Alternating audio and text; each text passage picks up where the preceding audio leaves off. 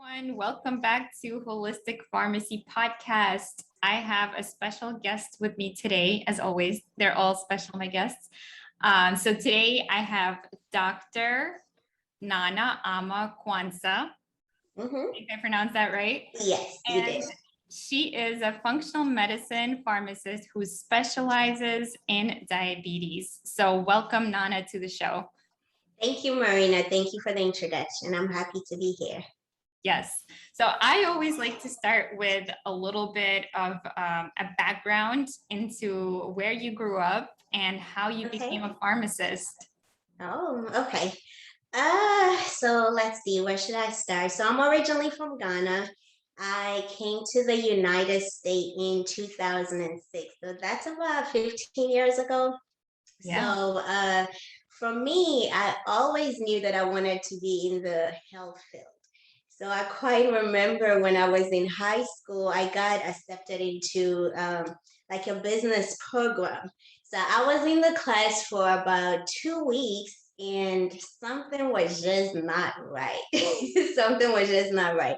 So I really remember grabbing my desk, and it was one of those desks that the chair and the table are together. So I grabbed that with my little self and I walked myself to the science room, the science class. Wow. And yeah, and of course I got into trouble with that with our headmistress. That's what we call them back home, principal.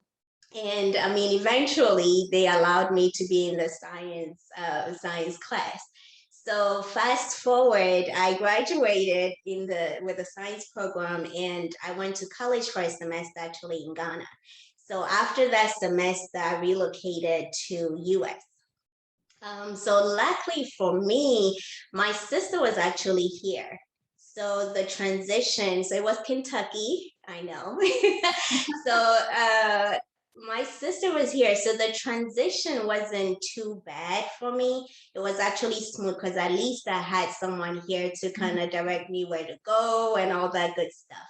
And also, we didn't really have a lot of challenges initially because my dad helped with the tuition, the undergrad tuition, and things of that nature. So the only thing that we had to do was kind of find a little job here and there just to help with the clothes, rent, and all that stuff, because the international tuition is quite expensive.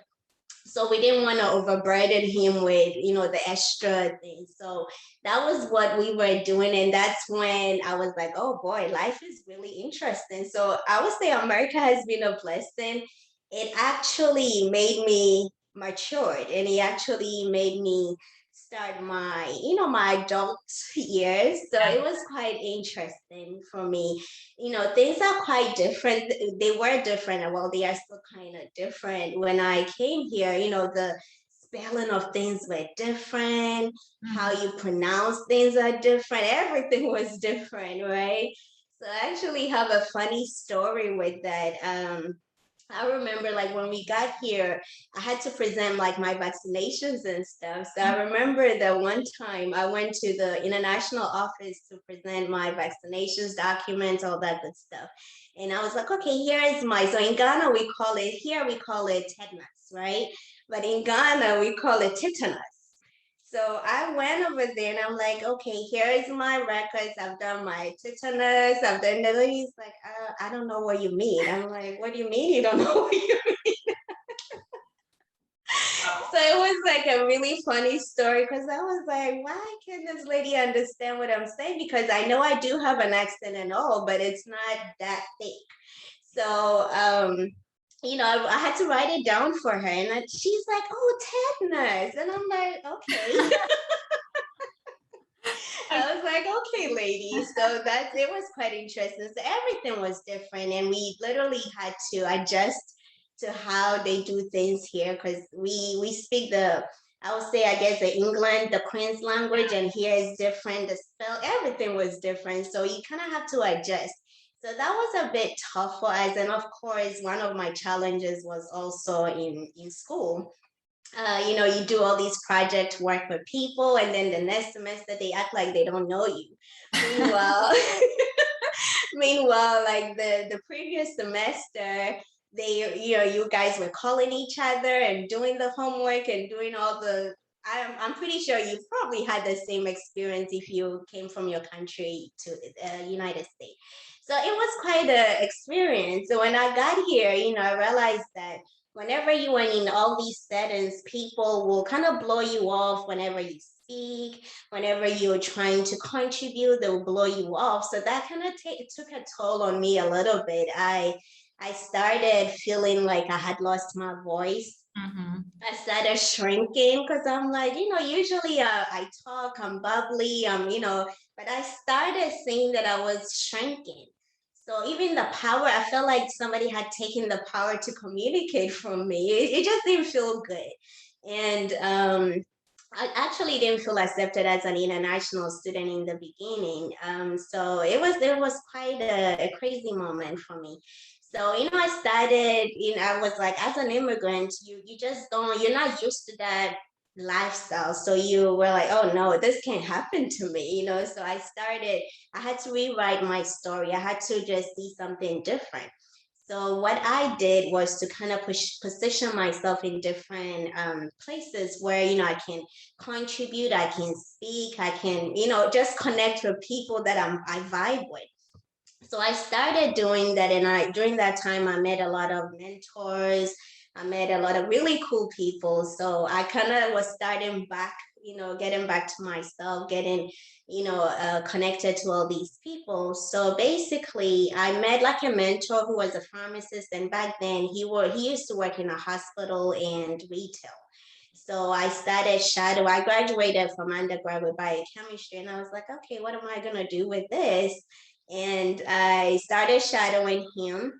And I saw how he was serving people. I liked how he was kind of saving lives. I'll put it that way. So that got my interest, and I literally fell in love with pharmacy. And I also saw what other international students were doing. So I was like, you know what? I'm just gonna give it a try. So my route to pharmacy wasn't really like planned, I would say, when I was relocating here, but I fell in love with it just from shadowing and the experiences that I got or saw from other people. Yeah, so that's how I became a pharmacist. I went into Wow. pharmacy school. Yeah. Yeah, that's an amazing journey so far. Yeah. So, can you tell us a little bit about what exactly you feel drew you to the sciences and to the medicine? Because you mentioned Mm-hmm. I've always felt drawn to it, even in Mm-hmm. this class, right? So, can you pinpoint exactly why you felt called to the health profession? I don't think I have an answer for that, but I knew that I wasn't really functioning well in the science, I mean, in the business classes. I literally was not retaining anything. Something was just not right. I can't explain it, but when I was in those classes, I just was not retaining anything, and I felt lost. So that it was just not aligning with my soul. So I can't give you an example of, okay, this happened to me, and then I'm like, okay, I want to be in the health field. And also, in Ghana, there are so many underserved communities as well back then.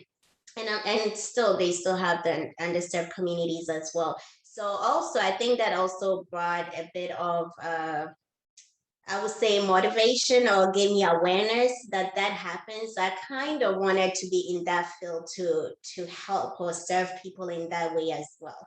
So yeah. Yeah, great answer. I think a lot of times when we're naturally drawn to something, we're interested in a Hmm. subject, we can sit and we can retain the information, we could focus on it, it's exciting. Exactly. But if we don't Yeah. have an interest, we just literally can't absorb the information. You're right. Mm-mm. And I mean, just thinking back, I'm like, maybe I should have stayed in that class. I was gonna say, Yeah, maybe I should have stayed in that class because it worked out crazy that now most people want to do business and stuff like that. But I don't regret anything that I've gone through. I think that our personal journeys actually help us, or kind of helps us to get to where we want to be in the future. So I don't regret that transition. so I would love to dive into what you're currently doing, you know, and how business would have come in handy for you. But let's save that a little bit for the end, and let's go back to your story about how you moved to America, right? So how did those opportunities come about? How did your sister come here first? And how did you grow up also? Did you come from a big family? And does your family also do something in healthcare? Or, you know, how did that all, your upbringing kind of lead you to where you are? So my sister got here because I guess she also knew other people that were in Kentucky, other international students. So that's how she got here on a student visa in the beginning, and then started school. But I think one of the things that my dad did. Oh, sorry, there's something poking me here. So one of my dad actually, I have three other sisters, so we are all girls, and my dad and my mom, so six total. Wow. So for my dad, he made sure that we all had great opportunities. We were set in life. So basically, all my sisters were in abroad. I do have two sisters that are in London, and then my third sister, and then me. We are in America. So basically, my dad, I think after the high school and the, schooling in Ghana, he realized that he wanted, maybe, I don't know why he did that, but he wanted his children to go abroad for school. And thinking about it, I believe that he did that because he knew there were opportunities here. And he knew that if you put in effort and if you do a lot of hard work, you will be rewarded, right? Especially anywhere, like even in London and here. I mean, not entirely, but at least for certain that if you do that hard work, if you put in the effort, you'll be rewarded some way. So I think that was his secret behind all that stuff. So that's why he made all his children go abroad after a little bit of schooling in Ghana. Yeah. Yeah, that sounds like he was very resourceful in more than one way. So he had the insight, and also, like you said, he was paying the tuition. So that's pretty amazing.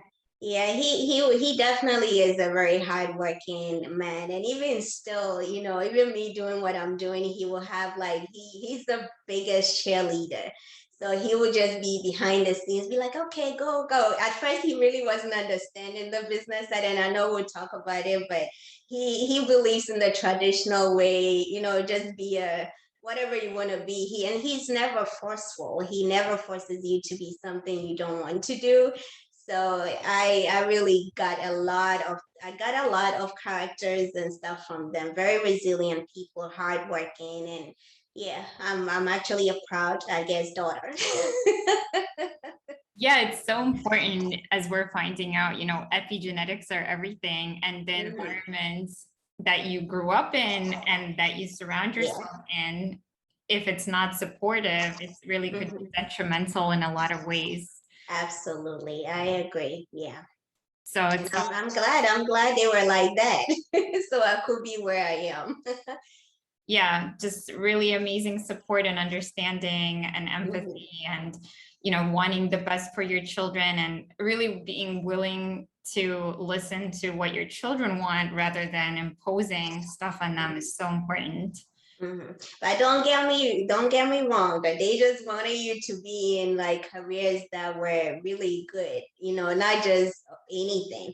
They wanted you to be in things that actually at the end of the day you get a good job from it. So it wasn't okay, just do whatever you're passionate with or something.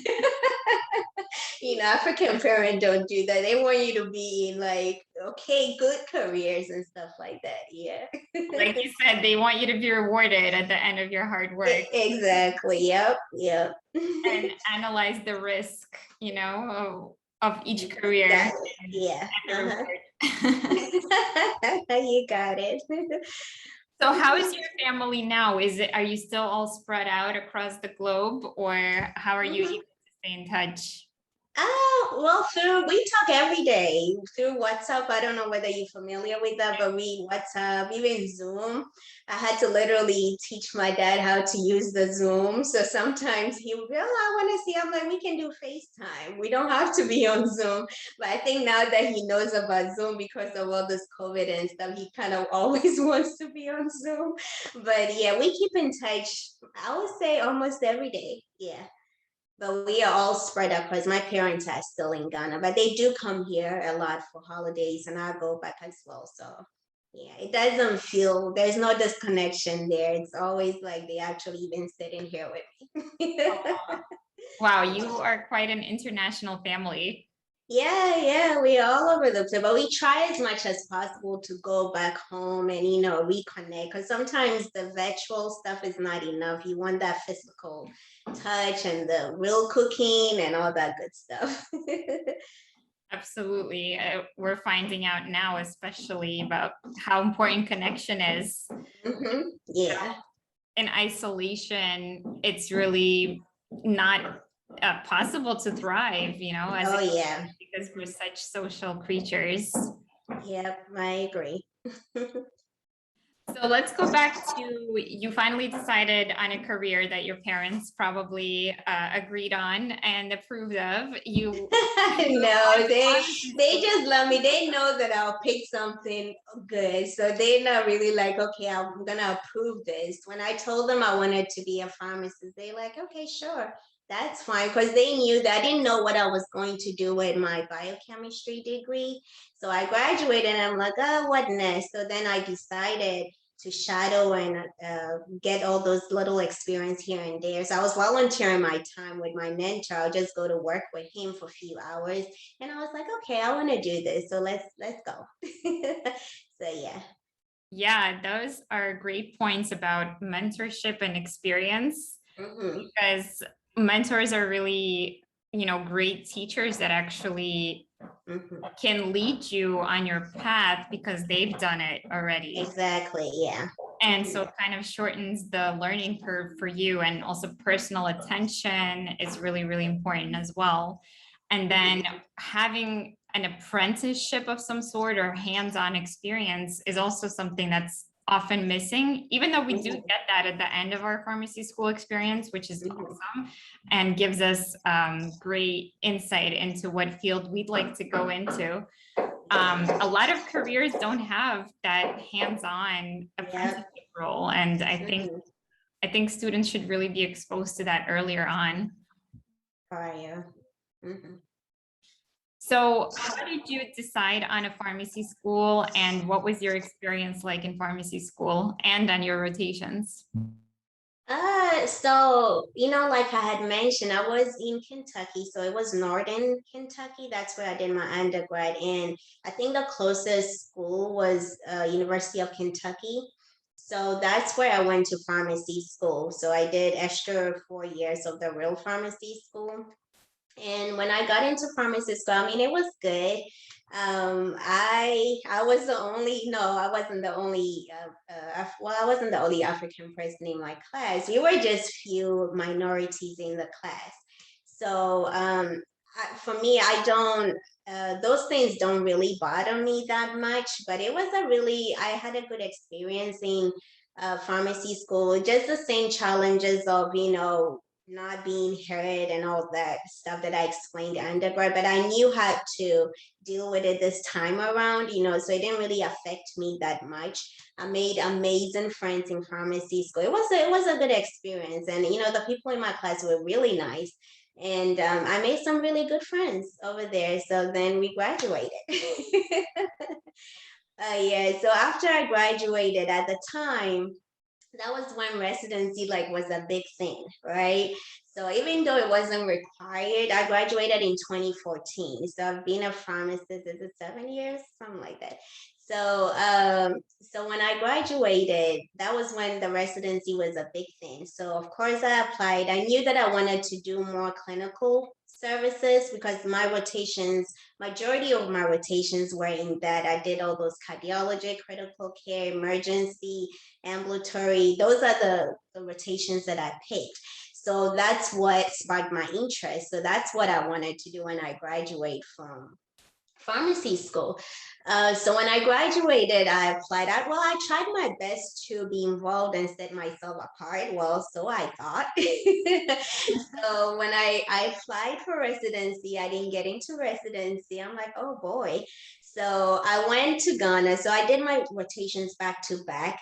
In the last 6 weeks before graduation, that was my free month or free rotation period or whatever. So I went back to Ghana just to relax, right? So I didn't much, and then I went back to Ghana and I relaxed a little bit, and I was like, okay, let me just reapply. So I went through it. Then it was called scrambling. I don't know the name for it now, but it was like the post match. The people that got interviewed and didn't match had to go through another process and interview. So I did that process. It was called scrambling at the time. So I did that. I thought the interview went well, everything was fine. And even there's a whole story behind that. I remember on the day of my interview, my computer was not working, so I had to go to my friend's office. It was just a whole mess. I had to go to my friend's office and get that interview done, all sort of stuff. So fast forward, I also didn't match with the post interview. So I came back to the United. They talk about disappointment, but that was okay. I came back and I graduated. We walked on the stage, all that good stuff. And then I wrote my board exam, I passed, and then I became a pharmacist. So then I relocated to North Carolina and I started practicing. I wanted to leave Kentucky because I had done 8 years of schooling there. So I wanted a different, scenery. And I'm really open to changing scenery. So it wasn't like a big thing for me. So I moved to North Carolina when no one was there. I didn't know anybody there. So that was a great start for me. And I moved to North Carolina. I started practicing in retail. And because it wasn't my first choice, it wasn't something that I enjoyed in the beginning. So this is just what I got. So I started, doing that. And I realized that it wasn't something that I really wanted. I mean, I knew that going in, but life happens. So sometimes you just have to take whatever that you have at the moment. So I realized that wasn't, as the time was going, I just realized that it wasn't something that I wanted, or it wasn't the best fit for me. I guess I'll put it that way, because it's a great setting, but it's not for everybody. So, but for me, it wasn't the best fit for me. Yeah, so that's how I started my pharmacy, being a pharmacist. So why did you decide to move there, and how did you find your first retail position? And then did your sister move, or did she stay in Kentucky? No, she was in Kentucky, but she had also moved to another state. So I just also, because we were done with our, we were done in Kentucky. So she moved to another state. And also when I graduated, I don't know why I chose North Carolina. I think that I'm more so like a beachy person. I love beaches and stuff like that. And in North Carolina, they have that, and then it's a bit greenery as well. So it was also a short distance from Kentucky, so I was like, oh, it's not too far. So I just chose. I didn't really have a particular reason. It was just I just chose it. And because I'm from another country, moving to another state is not like a big deal to me. It's not really something that I'm gonna think about it for years before I do it. I'm just open-minded. So I just did that. Yeah. Awesome. And how did you find that first retail job? Just just applying and online, and then just getting. I didn't know anyone, and I still don't know anybody. So it wasn't someone hooking me up or anything like that. No, I just didn't know like all those big people. I just don't know them. So I just applied like everybody else, and I got an interview, and I just got it. Yeah. So that's so interesting. Did you move before you had a position secured, or did you first secure the position? You know what, Marina? I don't remember. I can't remember. I don't know. I can't remember, but I'm pretty sure. I know even when I was there, no, because I was in North Carolina and I was taking my board. So I was just, learning and going because it's a different space. I had to go to the lessons for the MPJE. I don't know whether they call that, they Yeah. call it like that still, but it was a different space. I was just learning, and I remember I didn't have a job at that time. So I graduated and moved there, and then I got those interviews. Yeah.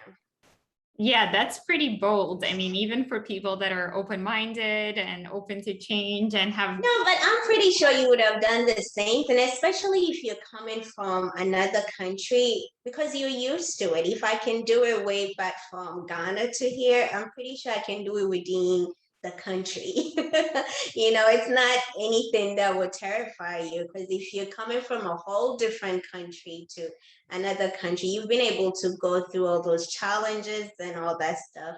So just moving to another state is not something that will terrify you. I wouldn't think so. So I know you can do it as thank you, but I've been in New York for like 20 years already. well. You need to move. You're inspiring me. You need to move. Yeah. Yeah, I think for me, I'm a little resistant because I do have a lot of family and friends here. Okay. Uh-huh. So it's been like a little cocoon, right? And New Uh-huh. York is really different. Like no place in the world is like New York. So I'm a little reluctant. It's so crazy because I love New York, but I'm not a big fan. I'm not a big fan of big cities. Starting to not be, especially with all the restrictions nowadays. I think Mhm. we definitely need to get away somewhere more suburban or smaller city. Yeah. So yeah, but that's amazing that you had the confidence and the resilience and the inner kind of strength to tell yourself, hey, yeah, you've done this before, you can do this, this is no big Mhm. deal. Yeah, sometimes I surprise my family actually. I just pack and move. Awesome. So tell us a little bit about how it was working in retail. Did you apply to an independent or a chain, and how you transitioned, and you said it wasn't really for you. So what steps did you take to find what is for you? So for me, I at the time I didn't know anything about independent pharmacies actually. I only knew retail and hospital. I don't know why I only knew those two, but for some reason I only knew about those two.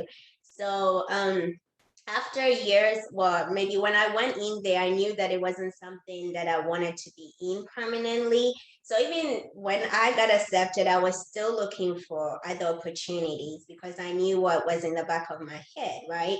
So I started applying, and then it got to a time I did get another opportunity in the hospital. So I took it, even though it was really tough with the schedule because I used to work 12 hours with my retail job. So, but it wasn't every day. So I do that on my days off. I go to the hospital, and I wanted that because I wanted to have that experience, right? Remember, I didn't match with residency, so I wanted that experience. I wanted to know what it was all about because I enjoyed it in during rotation. So I took the positions. I was actually working two jobs for a while. Wow. For a while, and I wasn't getting like a full-time job over there because they were also limited. So I had to do that part-time. And sometimes it was even a lot. And sometimes they will call you for more hours. I'm like, oh boy, I can't do this. I already have a full-time. This is getting too much. So, and then where I was doing my retail, it wasn't also an easy location. It was a tough one. I guess I'll put it that way. So it wasn't like, okay, I'm going in and just sitting down and come back home. It was a tough place to work. But I had the best team ever, best team. Like we will laugh, and I like to laugh a lot. So pardon me if I'm doing that in this interview. But we had the best time, and I think sometimes I use it as a it's I guess I use it if I'm stressed or something like that. So that was my little secret. We were just laughing, cracking jokes. So the people I was working with wasn't bad. I loved them, and we still connected up until now. We still talk to each other. So when I was there, several things drove me to do something different. I mean, it's not, I can't pinpoint it to just one thing. I think that I realized pretty quickly that there was no value in what I was doing then. You were not, I wouldn't say there was no value. There was value, but I wasn't, I guess, appreciated or something like that. There was a lot of disrespect coming from the patient as well. You're doing your best. So even though I didn't match with residency, I gained passion with what I was doing, because I'm like, I was involved in all those clinical services that they make us do in retail, thinking that it's going to help patient care. But it wasn't, it's not really it. It doesn't really bring that good result. So I was really doing that because I like that aspect of pharmacy.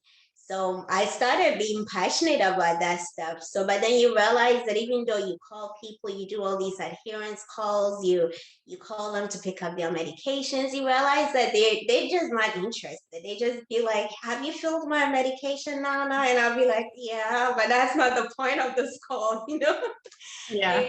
So you realize that they just think that you just count the pills, you give it to them, and that's it. They didn't really see you as someone who wants to do more or do something else with their health. So that was one of the factors. Another factor actually was also affecting my health. So naturally, I'm a very petite person, but I realized that I was losing weight, right? Because I don't go, it was 12-hour shift and I barely was eating, and I'll just have my orange juice there and I'll be drinking it during the day. And then when I go home, I'm tired. I'll apply for jobs before I got the hospital job, So when I go home, it's late as 9 and I won't feel like eating, and I'll just drink something and sleep. So I really wasn't taking care of myself. So fast forward, I think I probably had some kind of inflammation or something. I don't know. But I know I wasn't my best. So that was also another factor. And of course, with like most pharmacists, you realize that you just dispensing and people are not really getting better with the medications that they're on. As a matter of fact, they are getting worse. They are complaining. You really don't have that time to also talk to them about nutrition or counseling or anything of that sort. So that was also part of it, and just a whole lot of factors was driving me to get out of there. So I started, researching. I got a career coach then, and they opened my eyes into the different things that pharmacists can do. So I got out of my comfort zone a little bit. It wasn't complete. So I got out of it. I was connecting. They kind of thought me, I wasn't really uh, I guess I didn't really know all these social media stuff. So I wasn't on LinkedIn then. I had a profile, but I wasn't really doing anything. So they taught me how to connect with people, how to, do all the extra things you have to do to get out there. So initially, I got all that information from my career coach. She was just really good. So I did all of that, and then fast forward, I moved to Texas after 5 years of working, because I got married and I moved to Texas. So with my husband. So once I moved here, I knew that there were more to just retail and hospital, but I really still didn't really know exactly what I wanted to do. Right. So obviously I applied for jobs and stuff again, and I got independent pharmacy. So that was my first independent pharmacy. And it was really sweet, less stress. It was really good, but I realized that in a way, it's kind of the same, the same challenges that you go through. Yeah. Yeah, absolutely. So how did you find the move to Texas now with somebody else? Was it a much smoother transition this time? I mean, back then it wasn't a bad transition for me, but so with or without anybody, I'll move and I'll be okay. But it was, like you said, it was easier transition. Like I had mentioned, I'm not really a big fan of big cities, and Texas is a really big city. It's something out of what I would have picked, because I always like the small places for some reason. So just having someone here who, who knows the city and stuff like that was really comforting, and I like that better. So that was a good transition. I liked it, and yeah, and now I'm stuck here for now. Where in Texas are you? Dallas area. Got Yeah. it. Yeah, that is pretty big. It's quite, yeah. It takes you a while to get to places, and that's something I'm not a big fan of that. I just want to drive 15 minutes to work. I want to drive 5 minutes to place. I don't want to be in traffic. Yeah. So it was quite a transition, and I think I'm still getting used to it. Yeah, absolutely. And now it's like become a hot spot and people are moving there from everywhere. So Yes, it sure is. Absolutely. I agree. Yeah, yeah. So so I yeah, go you ahead. mentioned getting a career coach. So how instrumental was that in you deciding that you do want to transition, and in in what way did you start building out your own plan for what you're doing now, and what does that look like? So I still wasn't really into the entrepreneur journey. I still just, for some reason, I was still thinking of working for people. So the career coach was basically help me get another job, something different that somebody owns, like in the corporate world, right? So that was what I did with my career coach. It was more so, getting involved in the community, getting how to reach out the organization. It's not only hospital, it's not only retail. There is more to it than just that. So I went in knowing all this, but I needed the assistance or the guidance to, I guess, help me put all the stuff that was scattered in my brain together. I just needed that person to kind of guide me. Yeah. So when I moved, I got into a different setting, which is independent pharmacy. And that was something that I wasn't really used to. I hadn't done it before. So it was a bit different. So when I was there in the independent pharmacy, I realized I started pitching my ideas to the owners. So I was like, okay, maybe we can do this. I had that inner desire for clinical services, all those, then I thought MTMs was a big thing, but I realized it's not really that effective, like in a certain way. So I Mhm. was pitching all these ideas to them, and independent pharmacy, it's kind of like it's hard to sell stuff to them or for them to do something different, because obviously it's very understandable.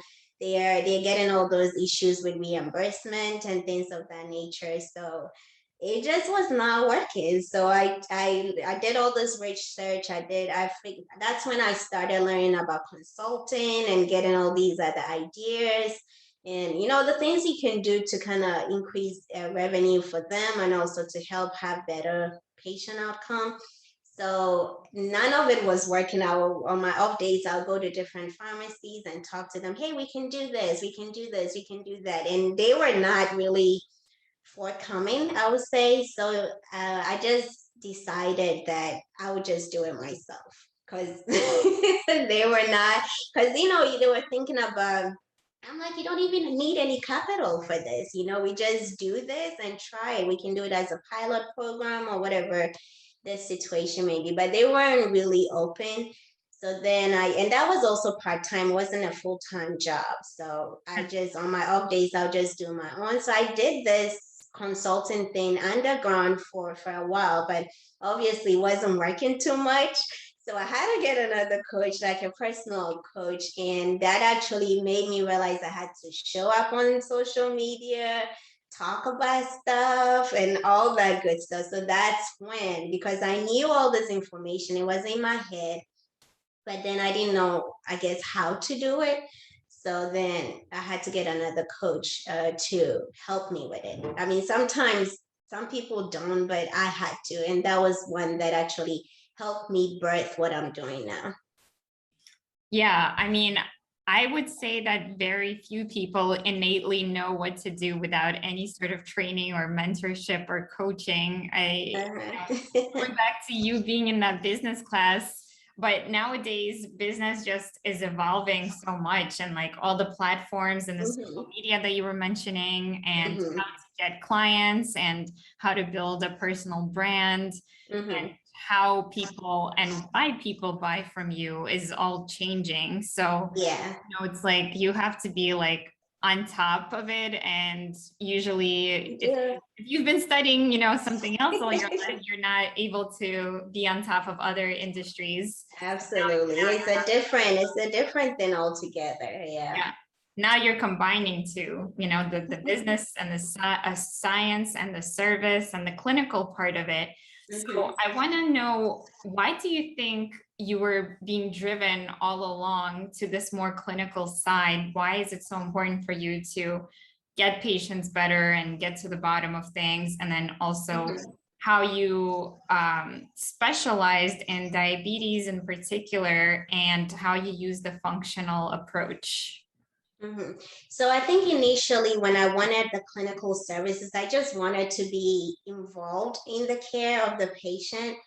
But then I think it changed a bit because I realized that even them being on medication is not helping them. So I actually found that out when I was working retail, that as much as they're on this medication, they are just taking it, we are, dispensing it each month, but they are feeling worse.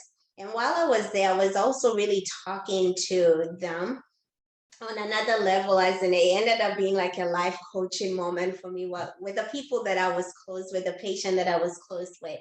So you realize they are not happy with what they are doing. So I'll see that I'm bringing the best out of them. I'll be like, okay. And something that is weird, Marina, even though we talk about wellness a lot, sometimes financial freedom and wellness, they are like in sync, because you can tell people that, hey, try to apply all these techniques to help you be less stressed, but you cannot tell somebody who's struggling financially and stuff like that not to be stressed. It's possible, but it's hard, right? Is the reason for their underlying stress. Yeah, exactly. That's so if they can fix that financial issue. So we ended up, sometimes I go on a tangent and be talking about, and I realized, I guess it was like a life coaching or something that I was doing. Yeah, because in functional medicine, we talk about root cause, but if you can't get rid of the actual root of the problem, if the problem is exactly, so everything else becomes still a band-aid. Exactly. Yes, I was doing that, but I didn't know that it had a name for that. I would just be like, okay, that's just Nana being Nana. I'm just talking to the people I vibe with, and we're trying to figure out what's going on. So if it's stress, do you have a job? Why you not? Why don't you have a job? So I actually had one patient that comes in every day, and then we just have conversations like that all day. Wow. He didn't have a job, so we ended up, okay, sir, you need to find a job. Okay. One. Exactly. You need to find a job. Don't depend on the government and all this. So it was like a total, I guess, gift or whatever I would say that I have. So fast forward, I got into diabetes because I had an encounter with a person that was living with diabetes in retail. And this is a person that we had dispensed the meter and all those monitoring devices to for a long time. It's been like 2 years or whatever. That's when I, entered that practice.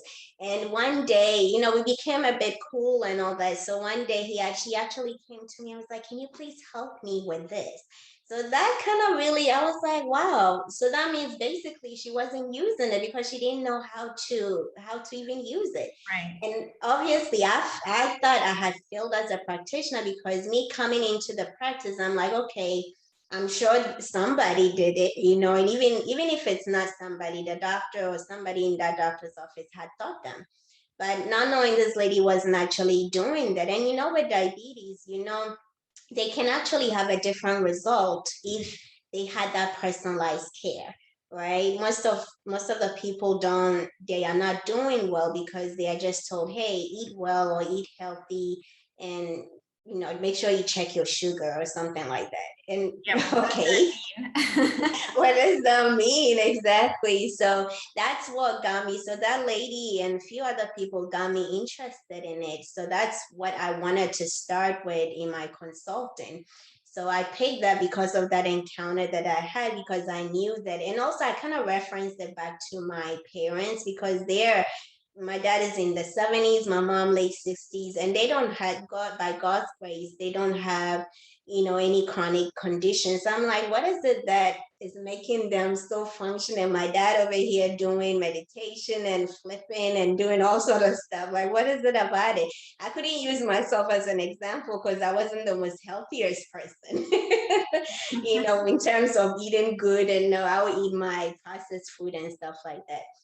So I realized that there was more to it than that. So I knew that if they incorporate all that stuff in their lives, it would be much better. So yeah, that's how I got into diabetes, and it's fulfilling. Yeah. Yeah, that's amazing that your parents are able to serve as a healthy role model. Yes, it's crazy. I can't use myself because I'm like, I was the queen of processed food and like grabbing stuff on my way home from work and stuff like that. So I couldn't use my, but now I'm like a way better person now.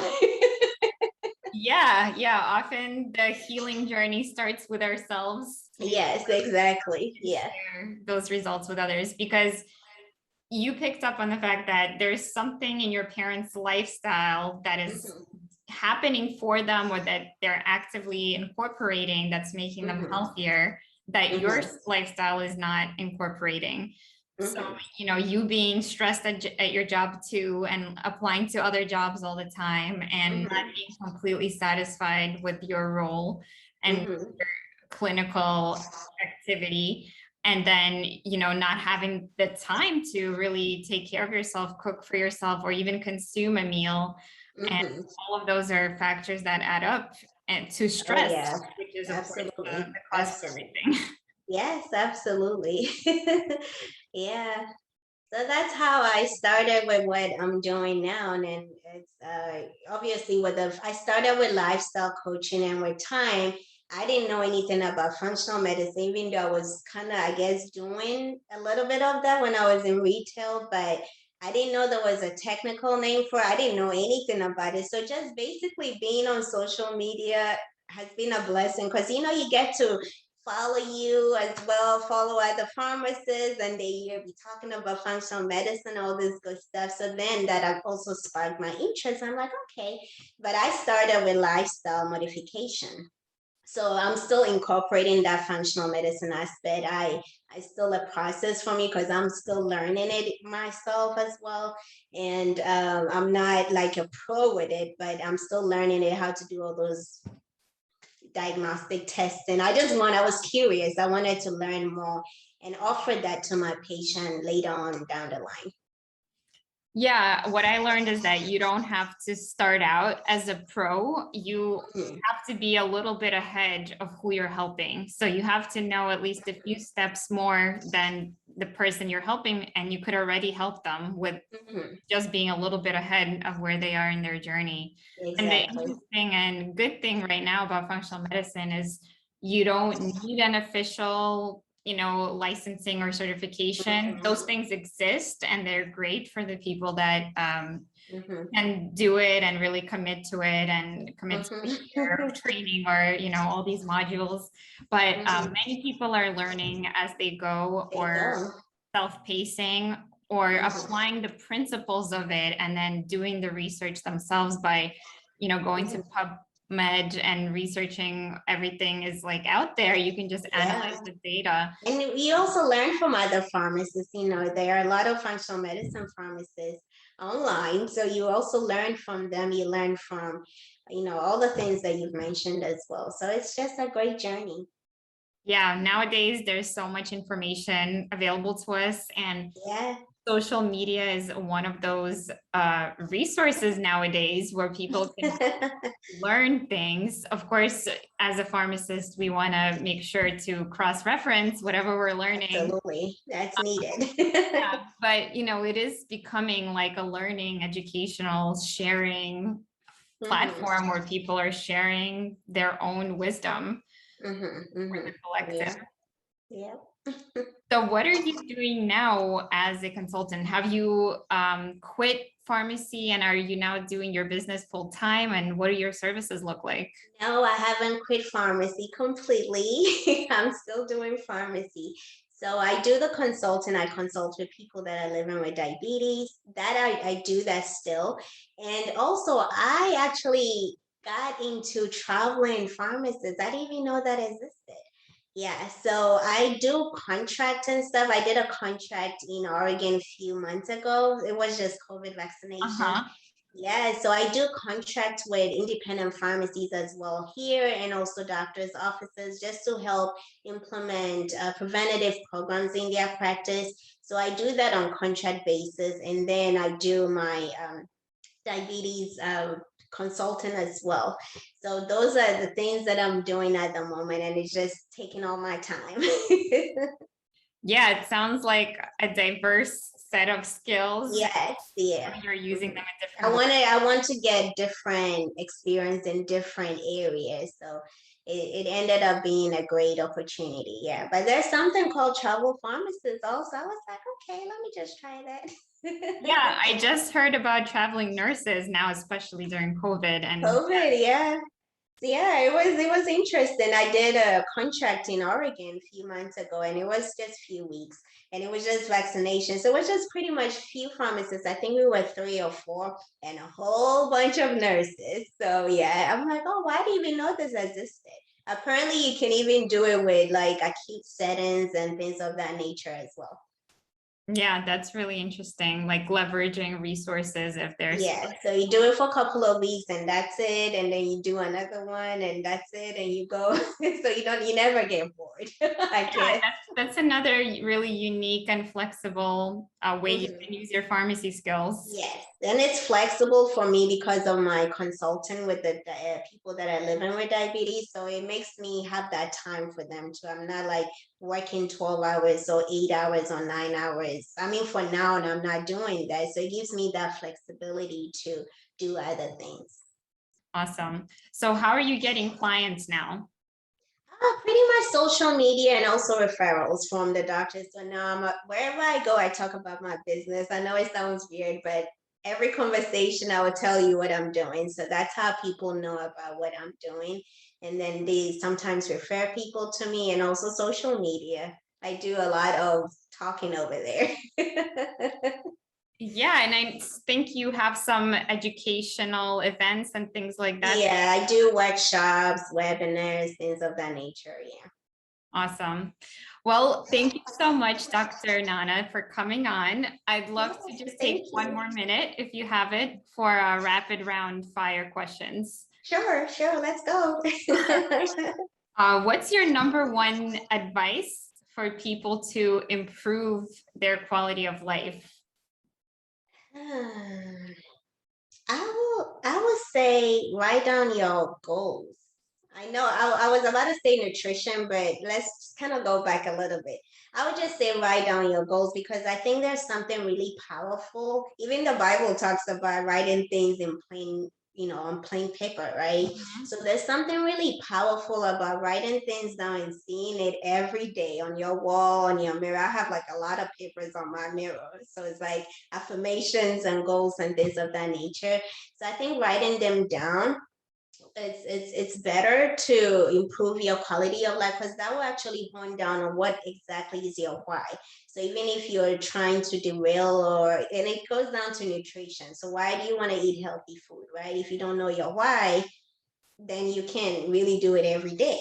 So I think my number one would be to write it down, and also obviously consistency and nutrition. Now food is medicine. So we all know that food and lifestyle is just what medicine is about. So yeah. Yeah, that is such a great tip because really fundamental, right, to us Mhm, just existing and living here and mhm, just figuring that out for ourselves and voicing that to ourselves and uh-huh. putting that down, like you said, physically manifesting it Yeah, already. you gotta see it every day. Yeah, Yeah, and the Bible also says first there was the word. So words are really powerful, and the yeah. words you tell Hmm. yourself and the words that you're writing into being Hmm. are can be really intentional. Hmm. Absolutely. Absolutely. Yeah. So what is your favorite hobby or pastime? I would say traveling, spending time with family and traveling. Yeah, that's my favorite hobby. I just don't have any other skill for now. So it's like traveling. I would say traveling is my hobby. I love it. I love to learn. I love to try different foods, know about different cultures, all that good stuff. Yeah. Yeah. What's your advice for other pharmacists or students that are looking to do something different other than retail or hospital? Hmm. So with pharmacists, I would just say we already have the knowledge to do it.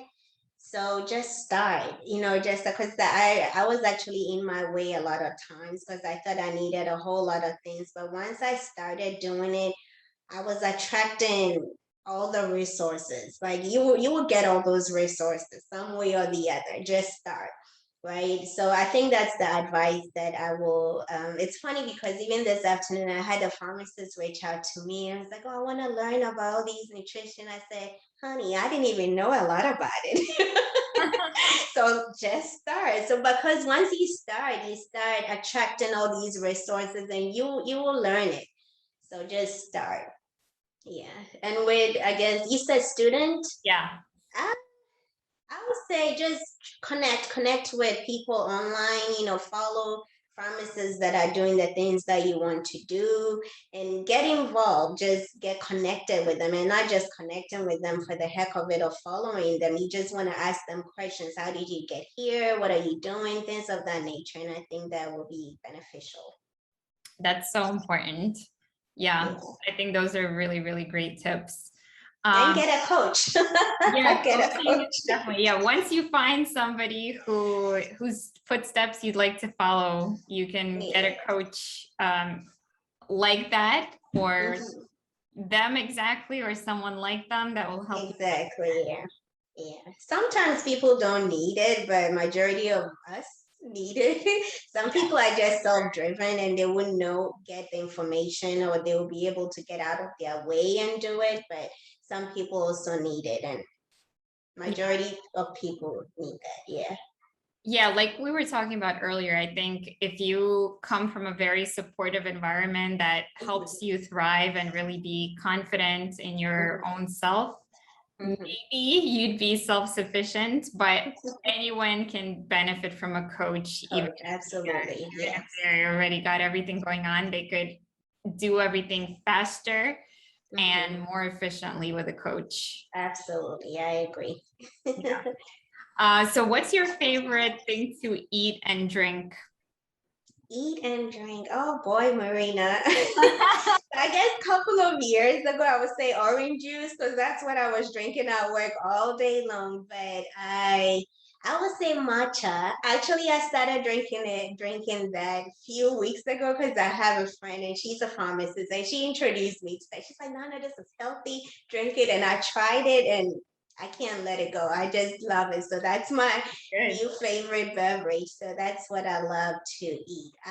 The food aspect, I'm not a big eater, but I do like different food. I do like Mediterranean foods, African foods, different. I'm not really set with okay, this is what I need to eat. I'm quite open, but I love Mediterranean food a lot. Indian food, African food, whatever. I eat it. Sounds good. So you like a lot of flavor and spices. Yes, spices exactly, because we use a lot of that back home. So I'm definitely used to that. Yeah. Nice. Well, Yeah. again, Dr. Nana, thank you so much for being here. Could you Thank tell our you. listeners how they can get in touch with you and reach out to you? Yeah, so I'm on social media. On Instagram, it's Dr. from D. I'm also on LinkedIn and I'm on Facebook as well. And I can give you the information to put in your is it show note or something Yep. like that? Yeah, Yeah. I'll put all that in So the show notes. yeah. Yeah, but I'm on all the platforms now. And I actually just joined TikTok a few weeks ago. I'm like, oh boy. But Too. yeah, I don't have a lot going on there, but it's a start. I just set it up. Yeah, we should follow each other. I just got one too. Okay, I'll look for you. All right. Well, thank you again. And I hope you Thank enjoy the you. rest of your day. Yes, absolutely. I love this. Thank you for having me. Thank you. My I appreciate pleasure. Bye. it. Bye.